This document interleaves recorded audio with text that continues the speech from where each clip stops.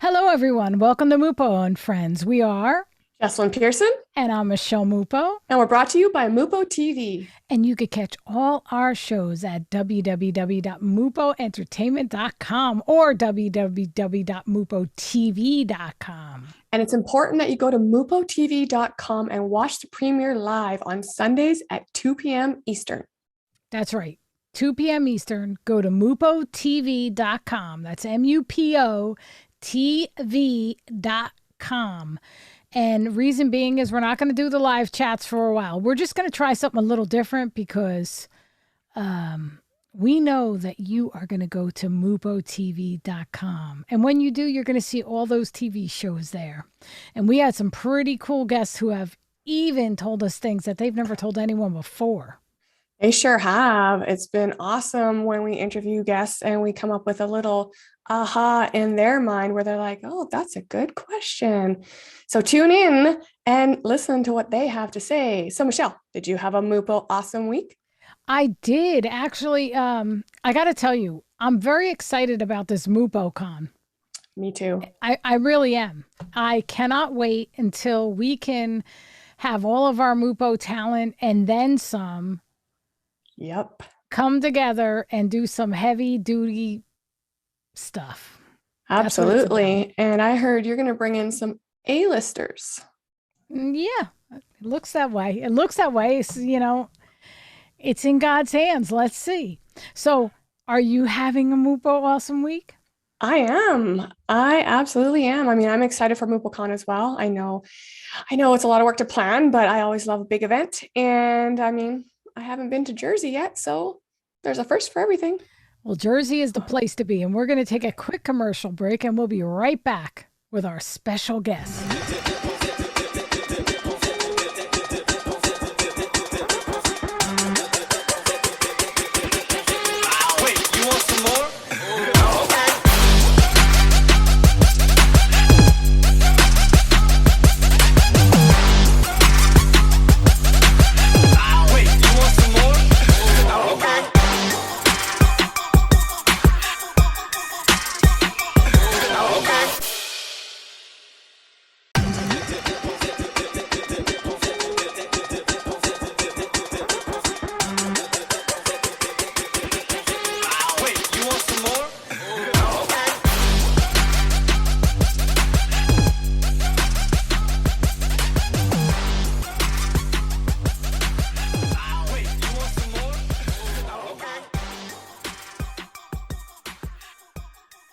Hello, everyone. Welcome back to Mupo and Friends. Our special guest today is an actress of both film and television, a comedian, writer, and realtor.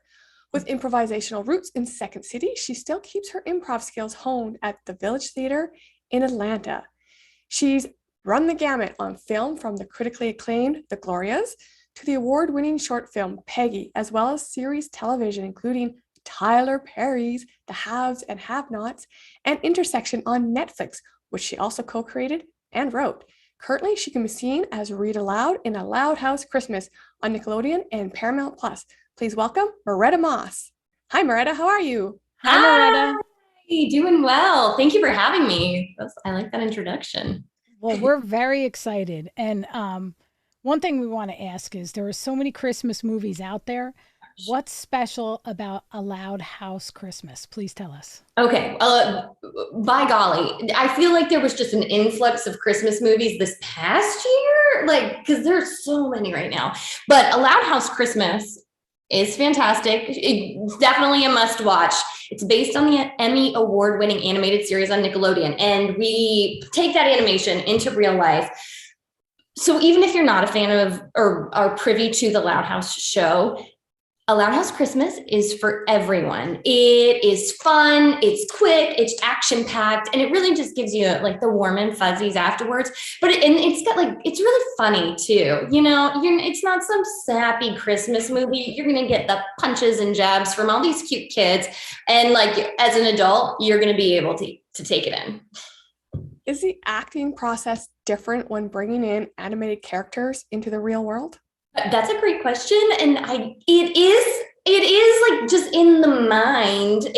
I actually think it's it was really fun because I had all of the animation, it's like the cartoons to go off of. Her world was already built. So it was just stepping into it and finding that balance between like being too much and like mimicking a cartoon and being a real life version of her. So I feel like it was really nice because the costumes, the makeup, like all of that team kind of took care of what I would be concerned about as far as like the animation part.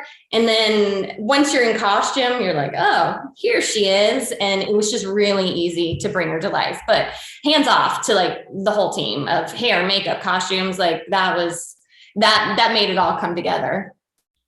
Wow. So what's a perfect family Christmas for you? Oh my gosh, I don't know. I'm trying to like figure out, like, I understand, like, I like this Christmas movie. It is wonderful, but I'm trying to figure out like my place in Christmas.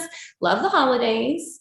Everyone's, especially now, like I love like the lights and stuff. But like, I think I would just love to just go to the mountains where it's snowy and like the Christmas tree is alive, covered in snow outside. And it does have like lights and a star on top. I think I might want a Hallmark Christmas movie as my real life. I think that's what's happening here.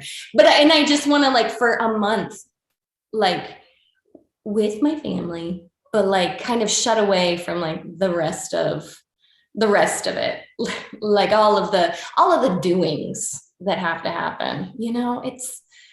It's a lot. That sounds amazing. You're welcome to come visit anytime. I have all that wonderful snow. No, yes. Because I'm a Canadian, but so how are your parenting skills different from Read Aloud?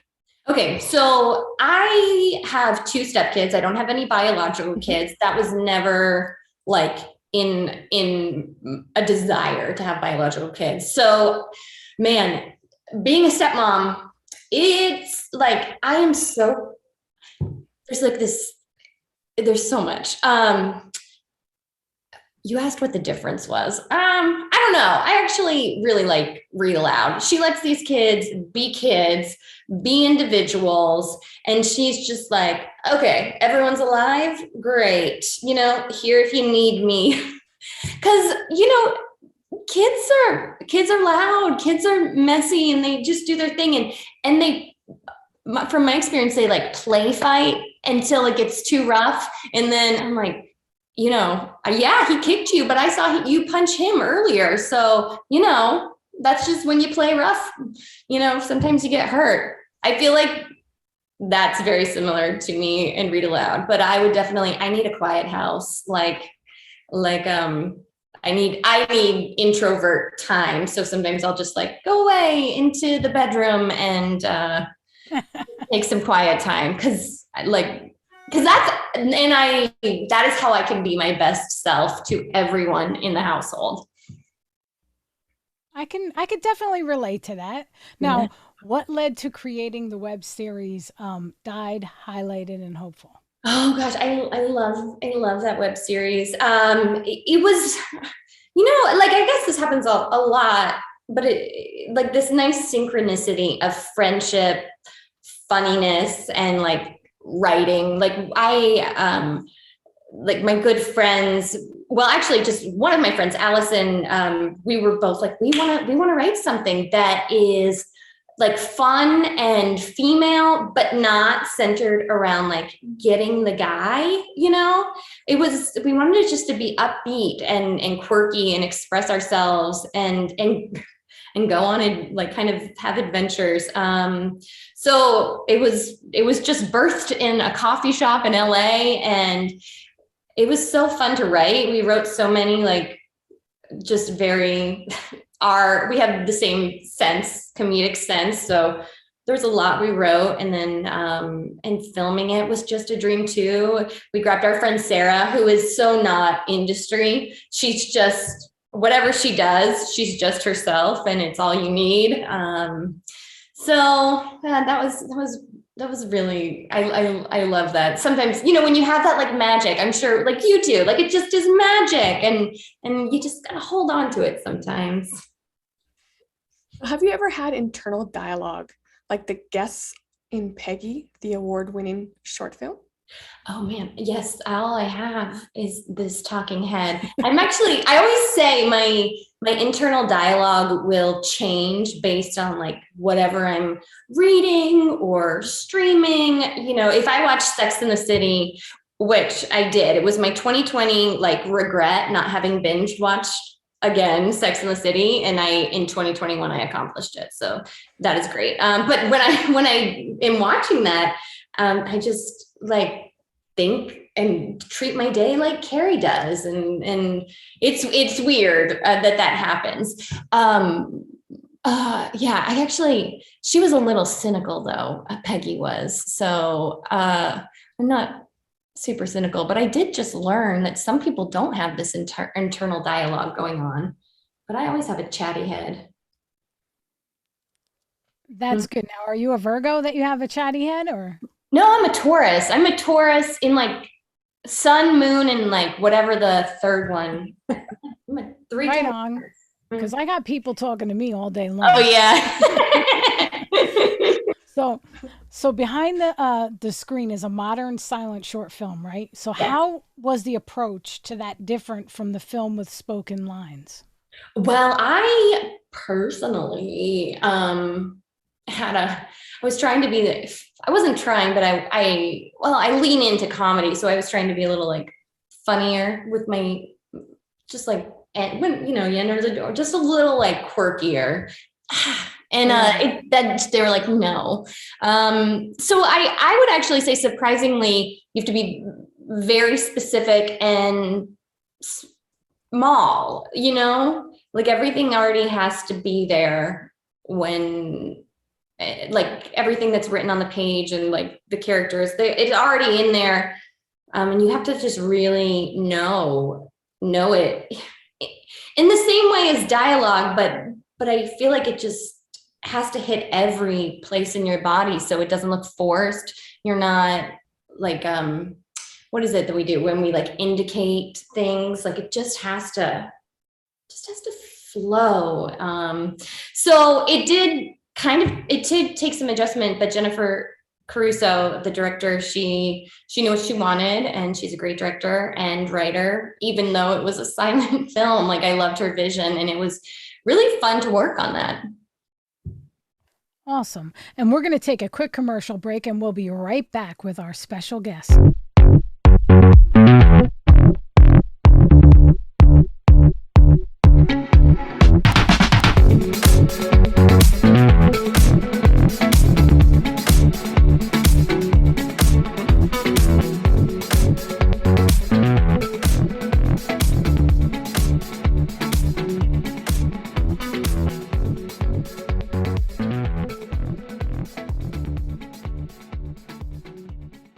And we're back with Muretta Moss.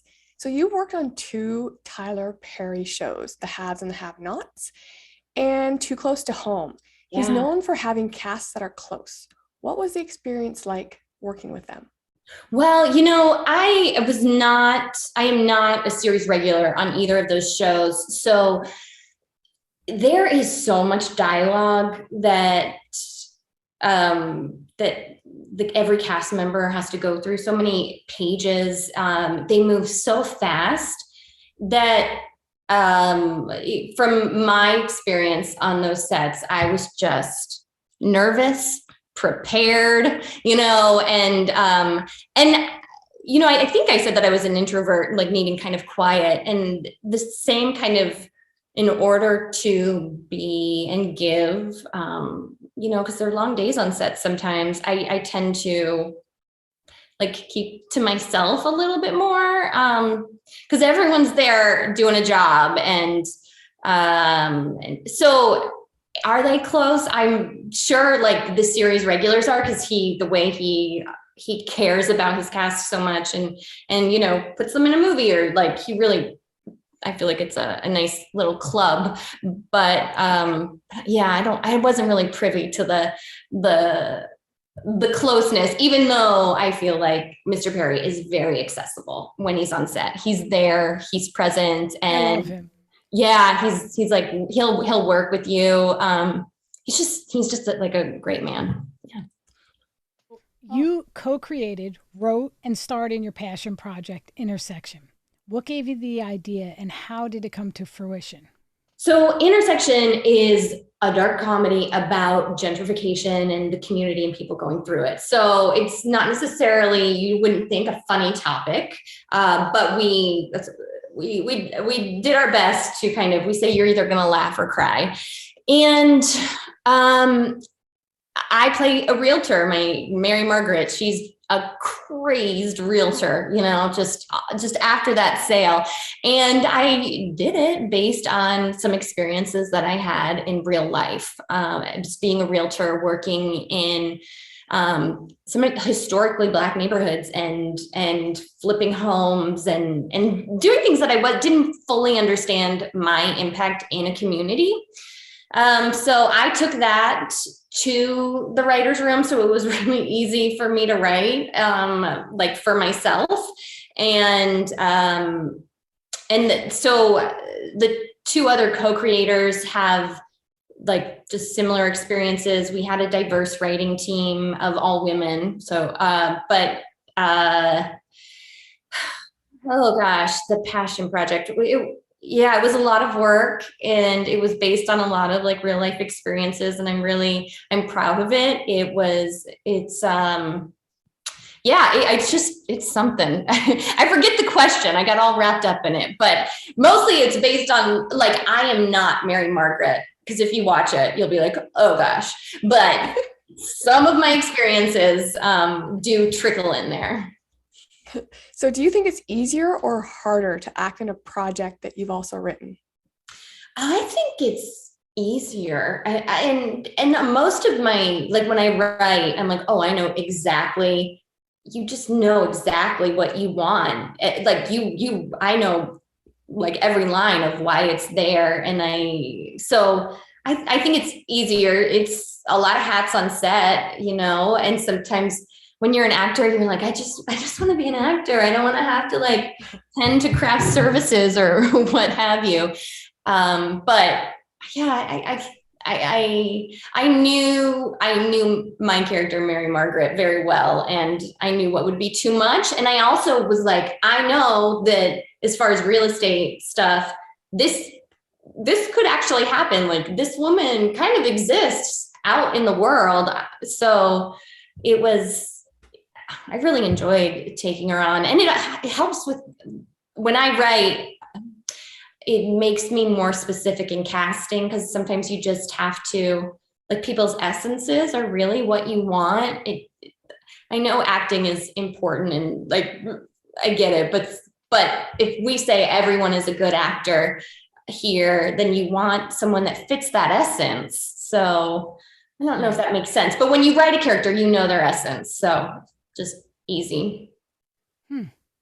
And you had background in improv, obviously, and you still show up at the Village Theater in Atlanta. So if you ever want to see her, you got to keep showing up there, because she's just going to come up. Now, what makes you keep coming back there?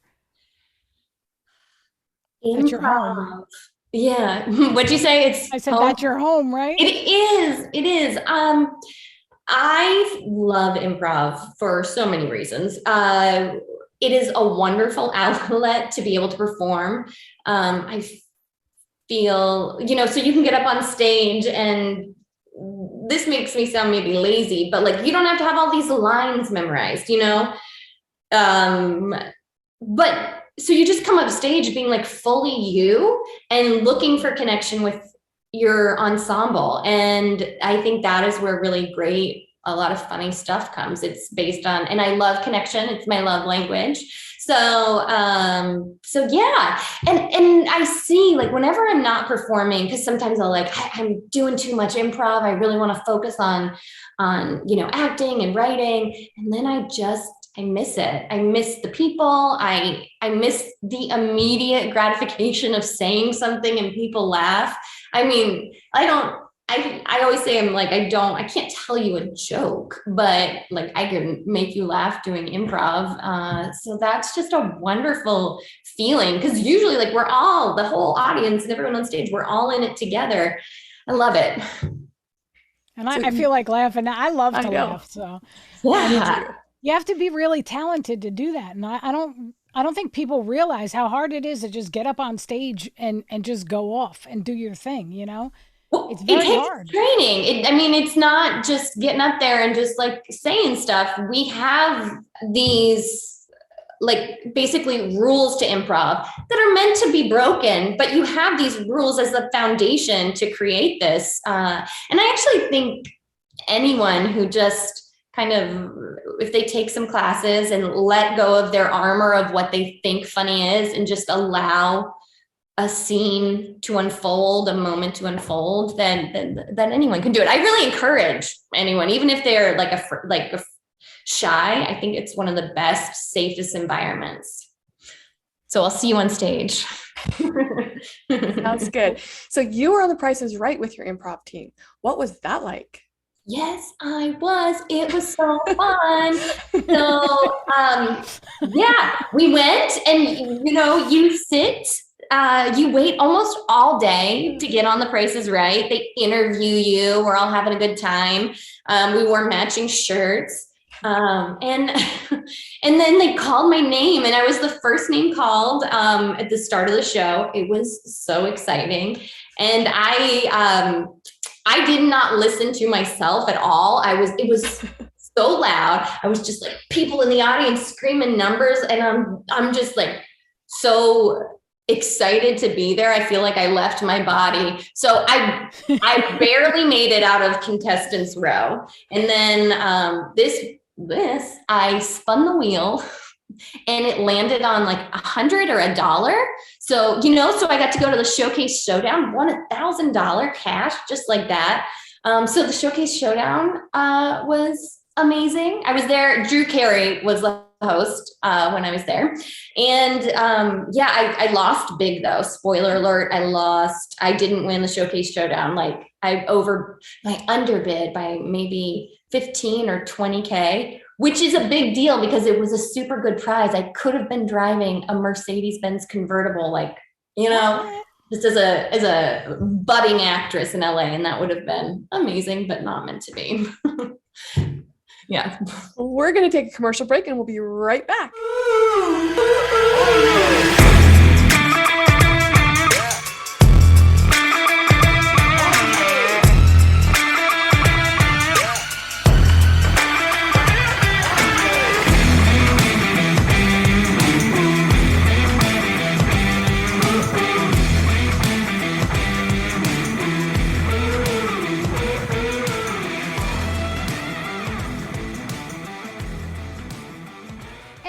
Back with Muretta Moss. Now, you obviously love country music. Who are some of your favorite artists before I start singing them? Okay, so I do love Taylor Swift. I guess she's jumped genres, but yes. I don't know. She has so many like albums and songs. I don't know all of them, but I have definitely listened to All Too Well, the 10-minute version, way too many times. But my heart, Garth Brooks. I saw a Garth Brooks concert, I think at the Staples Center in LA years ago. He was doing a relief, I think a wildfire relief benefit concert. And are you a Garth Brooks fan? Because he knocks my socks off. I love music. So okay. I love everything. I even like opera. Oh. I love music. I just love music. Okay. I am a Garth Brooks fan. I'm also a Randy Houser fan, and I like Randy Houser. That's one you have to pick up. If you like Garth Brooks, you gotta get into Randy Houser. Okay. I'll check him out. Yeah, I love Garth Brooks as well, but I also like some of the old school, like Dolly Parton. Yes, my girl Dolly. I love her. Have you ever thought of branching into music yourself?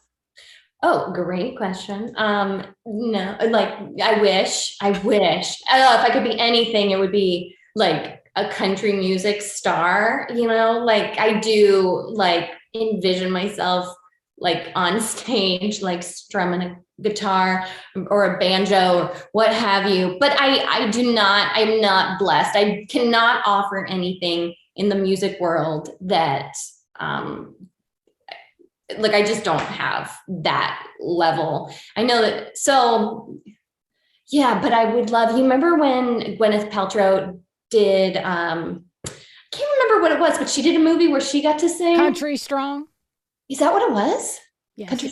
Oh yeah, that I would love to play a country star in a movie. That's ideal. I could see that. Yeah, me too. So you just put it out into the universe. The universe, yeah, and you're so lucky. I'm just gonna bounce through. Hopefully, it will, especially if I write it. I believe. No, I'm serious. Yeah, I'm not kidding. I come up with some crazy things. So I think it was meant that you were here. Oh, I'm getting a lot of energy, a lot of good energy from you.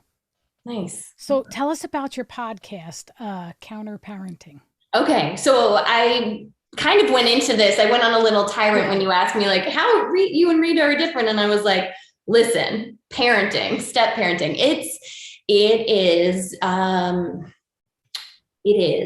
a thing. It is tough to find. So I started this podcast. It's going to debut in January of 2022. And it's Counter Parenting, where you get all things parenting and divorce through the eyes of a step parent.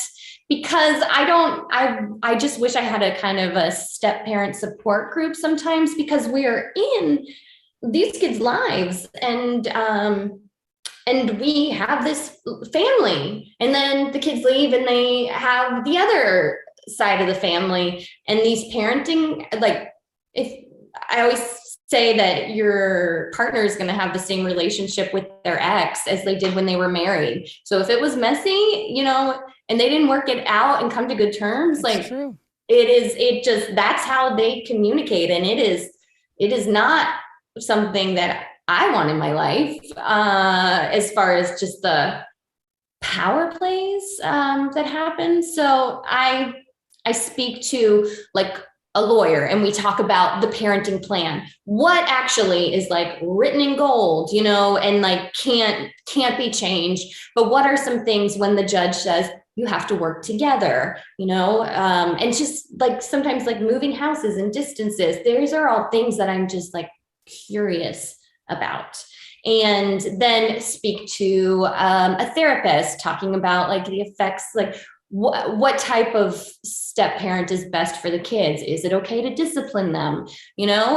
So we just go through it each week, have a different expert, and it is not like a Sharon Bad Stories podcast.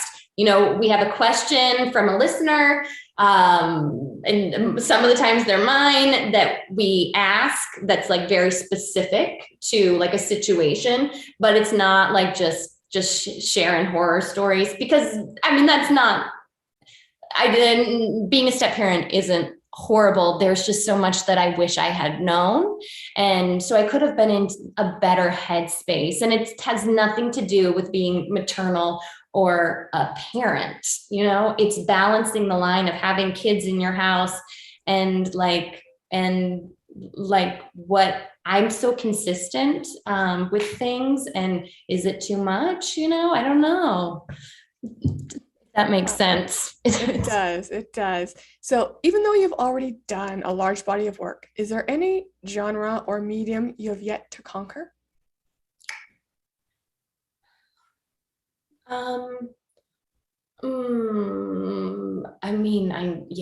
There is, but I gravitate to roles that I like. What I want to do is I have one, like, single camera comedy written. I would love to be able to take this single camera comedy and be, like, an executive producer, showrunner, and have it on a major network, like, and act in it. So that is, like, what I envision for myself in the future, to not only, like, have written a story but to have like creative control of it a little more, as well as acting in it, but with like a nice budget. Right on. So you have several up and coming projects. Can you tell us about them? Um, yeah, so Ebenezer Falls is a horror film that just like covers one of the lead actors, Michael. He after I read the script, I texted him. I was like, "Oh, you go through everything. You go through the horror, the romance, the family drama. It's just a really well written horror movie." I always have a hard time saying that, excuse me. And you know, yeah, I mean, the horror genre is just, it has its very own specific fan base as well. It's not necessarily like what I gravitate towards, because it just scares me. And like I say, it changes my internal dialogue sometimes when I watch movies. So that's not what I want in my head. But that, I mean, we just wrapped up production on that. I shot something I'm very excited about that's going to be on HBO come spring, that's not listed. And that was like a dreamy experience. So there's some fun things. Yeah, and I'm really excited just to kind of see what's next, if there's going to be a sequel or anything to the Loud House movie. Awesome. So we're going to take a quick commercial break and we'll be right back with the conclusion of our interview with Muretta Moss.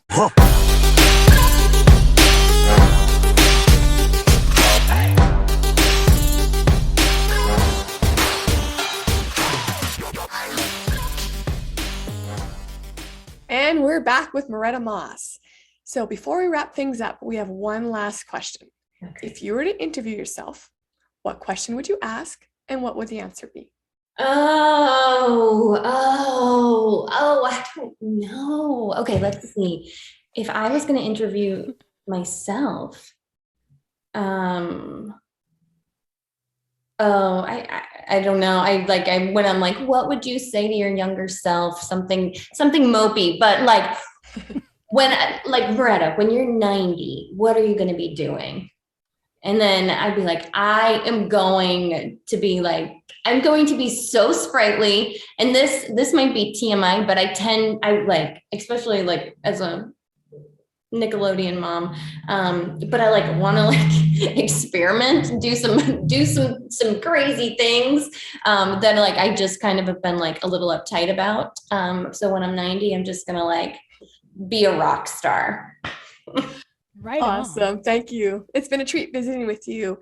Look for Muretta Moss in A Loud House Christmas on Paramount Plus, The Glorias on Amazon Prime, and Peggy on Vimeo.com. You can follow, like, and subscribe to Muretta on Instagram, Twitter, Facebook, and YouTube at Muretta Moss, and at her website, www.murettamoss.com, as well as her realty site, www.mmsellsatl.com. And as always, thank you for tuning into Mupo and Friends, courtesy of Mupo TV. And you could catch all our shows and others at www.mupotv.com. That's www.mupotv.com. This is Jessilyn Persson with our host, Michele Mupo. Until next time, have a Mupo awesome week, people.